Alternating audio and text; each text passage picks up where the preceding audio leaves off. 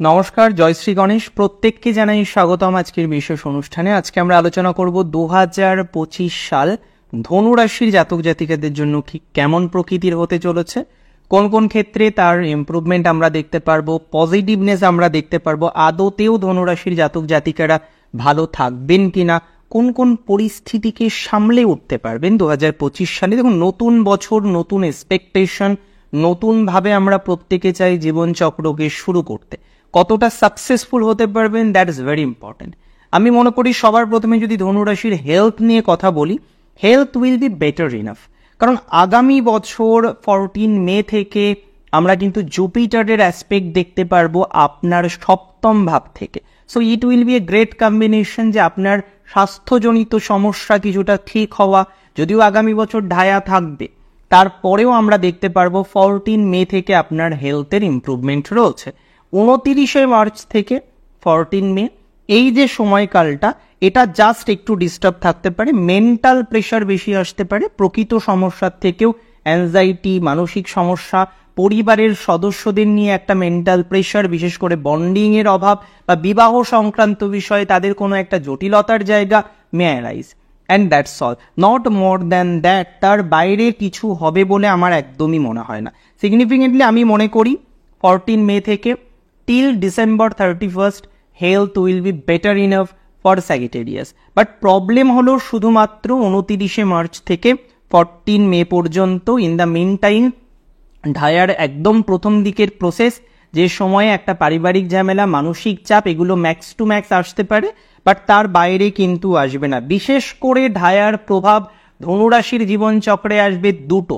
Number 1, educational problem আসতে পারে।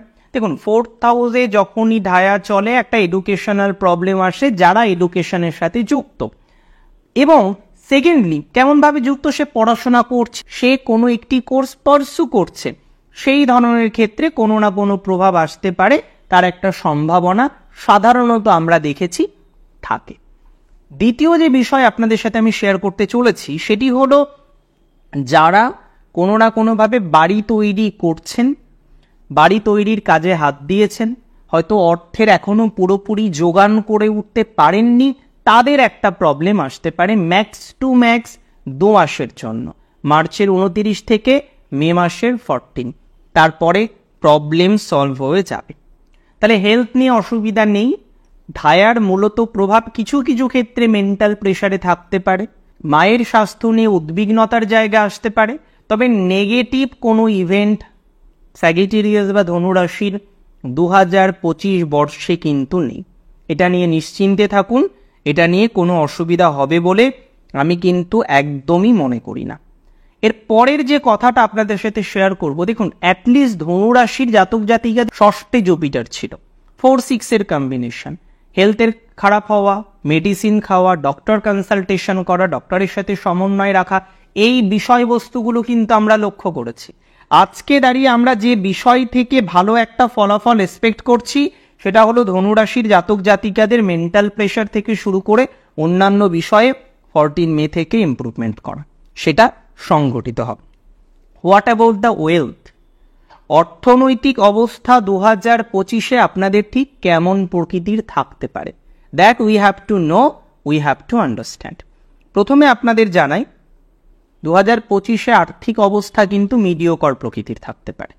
প্রাথমিক অবস্থায় অর্থের জায়গা তুলনামূলকভাবে শুভ হলেও আমরা দিন শেষে 2-1টি বিষয়ে অর্থনৈতিক জটিলতা ফেস করতে পারি। মূলত 29 মার্চ পর্যন্ত ফাইন্যান্সিয়াল জায়গাটা তুলনামূলকভাবে বেটার থাকবে বলে আমি মনে করি। 29 মার্চের পর থেকে যে সিচুয়েশন আসতে চলেছে, সেখানে হয়তো আপনার আয়ের যে স্থান, সেখানে সাময়িক একটু ডিস্টারবেন্স আসতে পারে। একটা কথা মাথায় রাখতে হবে, 2025 খুব নেগেটিভ একটা ইয়ার আপনাদের জন্য একদমই নয়। তবে এখানে যদি আপনি বলেন যে দাদা নেগেটিভ নয়, সেটা বুঝতে পেরেছি, সেটা মেনে নিয়েছি, কতটা পজিটিভ, তাহলে হয়তো আমাকে দ্বিতীয়বার ভাবতে হবে উত্তর দেওয়ার আগে। তবে এটুকু বলি, এক্সট্রিম নেগেটিভ কোনো অবকাশ দেখিনি।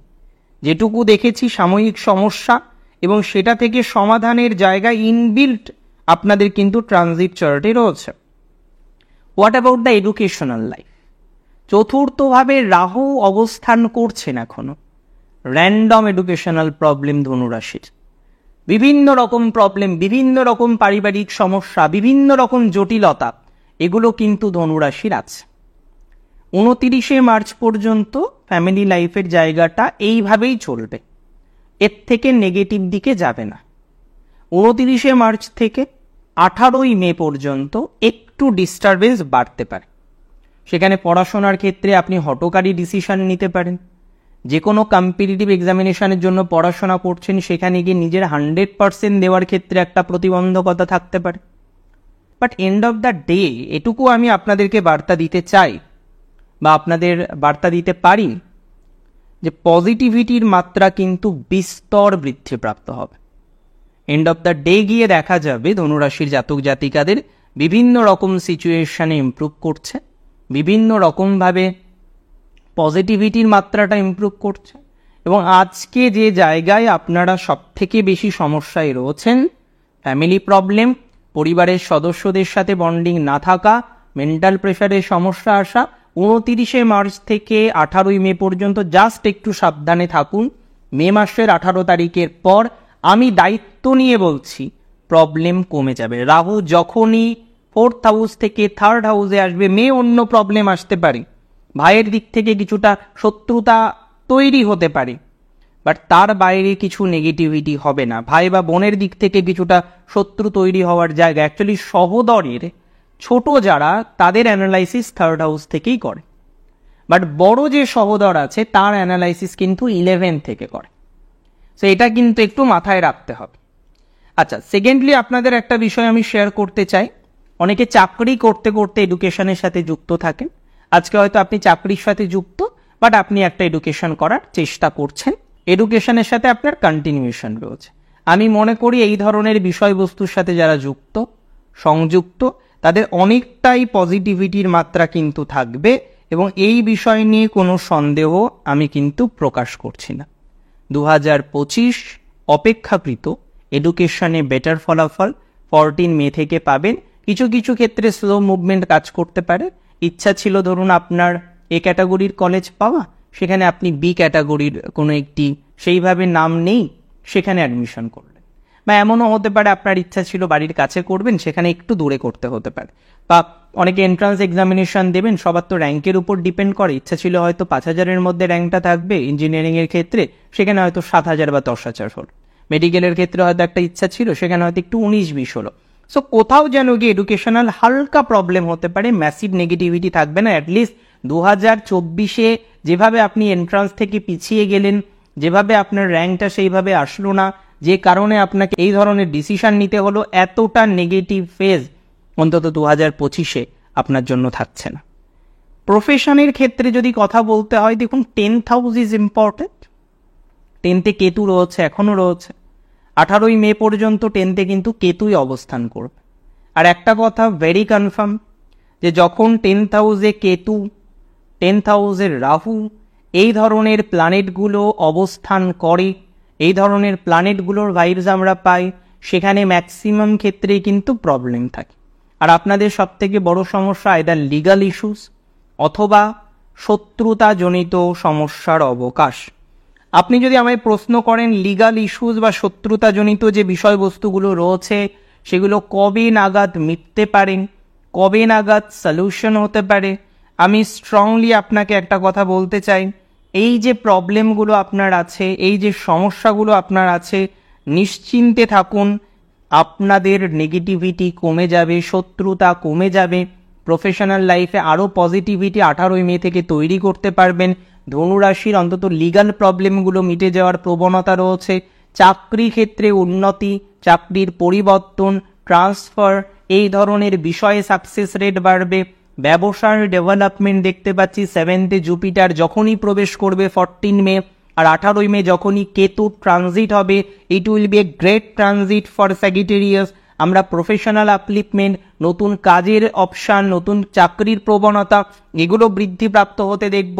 এবং ফাইনালি এটা আমি কিন্তু আপনাদের শেয়ার করতে পারি যে ধনুরাশির জাতক জাতিকাদের জন্য তাদের প্রফেশনাল গ্রোথ, তাদের আপলিফমেন্ট, এই জায়গাগুলো মাত্রা অতিরিক্ত কিন্তু বৃদ্ধিপ্রাপ্ত হতে চলেছে। এটা নিয়ে কোনো ডাউট কিন্তু আমার নেই। আমি কিন্তু কোনো ডাউট প্রকাশ করছি না। একটা কথা মাথায় রাখবেন, 2025-এ সেফটি বৃদ্ধিপ্রাপ্ত হবে আপনাদের, কিছু কিছু ক্ষেত্রে সুরক্ষার জায়গা আপনাদের বৃদ্ধিপ্রাপ্ত হবে। রিলেশনশিপ খুব ভালো জায়গায় নেই, এখনও নেই। রিলেশনশিপে লটস অফ নিউ ইস্যুস, সন্দেহবাতিকতা, থার্ড পার্টি, বিভিন্ন রকমের প্রবলেমের মধ্যে দিয়ে যাচ্ছেন।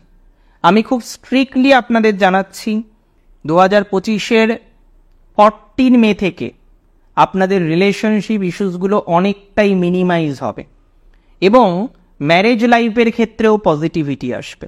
নতুন বিয়ের যোগ, প্রেমজ বিবাহের ক্ষেত্রে সুখ সংবাদ এবং ভালোবাসার মধ্যে দেখবেন এথিক্স বাড়বে, অনেস্টি বাড়বে।